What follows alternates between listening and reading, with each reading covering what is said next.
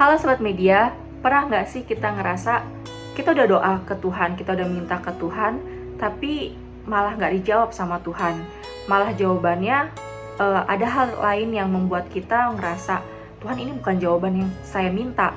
Padahal di Lukas 11 ayat 11 hingga 13 dikatakan, "Bapa manakah di antara kamu jika anaknya minta ikan akan memberinya ular sebagai ganti ikan?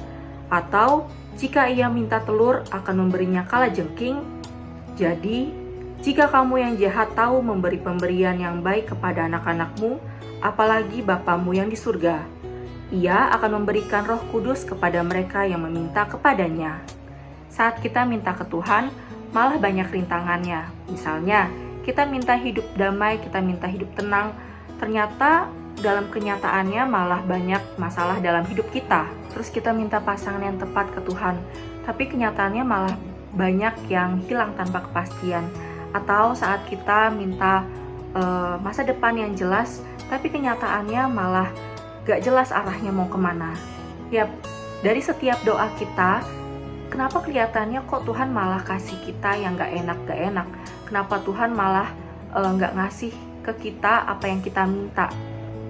Kadang kita ngerasa kecewa sama Tuhan bukan karena jawaban kita nggak dijawab oleh Tuhan, tapi karena setiap doa yang kita doakan, setiap doa yang kita inginkan itu dijawab tidak sesuai dengan ekspektasi kita. Ada alasan-alasan yang mungkin saat ini kita nggak ngerti, saat ini kita nggak paham, tapi di kemudian hari kita bisa ngerti kenapa Tuhan ngasih jawaban yang bukan dari doa kita.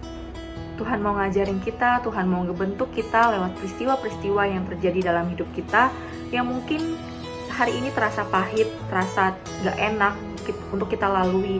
Tapi kita bisa lihat di depan sana ada sesuatu yang indah untuk kita.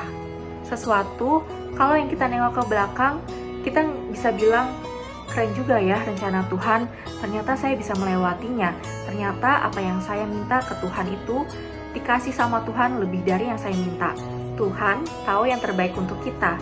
Dari semua yang kita minta, pemberian yang terbaik dari Tuhan itu adalah Roh Kudus.